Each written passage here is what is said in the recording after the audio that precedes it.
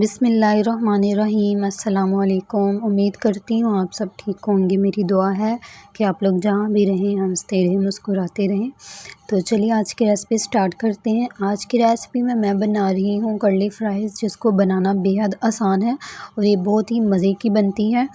आप अपने बच्चों को बनाकर खिला सकती हैं। स्नैक्स के लिए आप इसको बना सकती हैं।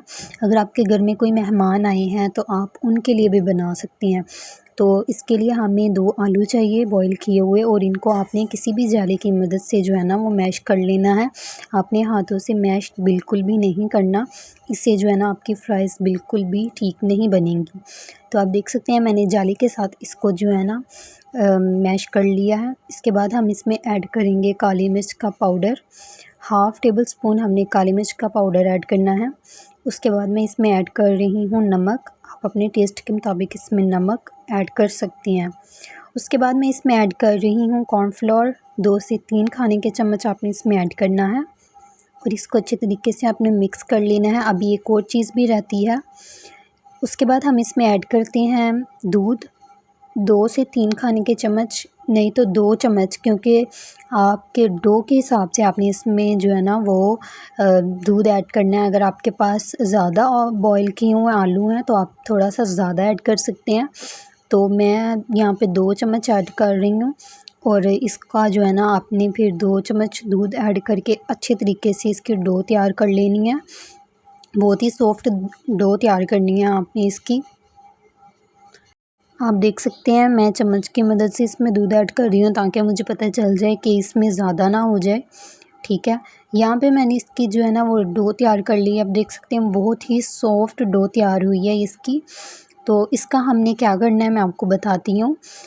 थोड़ी सी आपने डो लेनी है और इसकी जो है ना आपने फ्राइज़ बनानी है। ये बिल्कुल भी टूटेंगी नहीं, ना ख़राब होंगी। जैसे जैसे आप इसको जो भी आप इसको शेप देंगे ये उसी शेप में तैयार हो जाती है। यही फ़ायदा होता है इसमें दूध ऐड करने का और कॉर्नफ्लोर ऐड करने का। अगर आपको रेसिपी अच्छी लग रही है तो लाइक कीजिएगा, ठीक है। कमेंट में आप मुझे ज़रूर बताइएगा कि आपको आज की रेसिपी हमारी कैसी लगी है, और आपने इसको ट्राई भी ज़रूर करना है। आप मुझे ख़ुद बताएंगे कि ये जो है ना बहुत ही मज़ेदार सी फ्राइज़ बनती हैं, क्योंकि ना ही हम इसमें जो है वो ज़्यादा मसाले ऐड करते हैं। सिर्फ़ 2-3 चीज़ों से ये जो है ना वो बन जाती है। तो यहाँ पे मैं जो है ना 3 से 4 मैंने फ्राइज़ बना ली हैं, और आपकी डो भी बहुत कम लगती है इसमें। आप सिर्फ़ 2 आलूओं से जितने चाहे बना सकते हैं।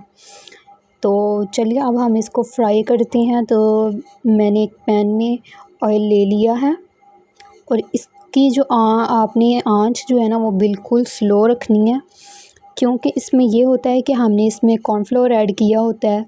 तो ऊपर से ये पक जाती हैं लेकिन अंदर से ये कच्ची रहती हैं।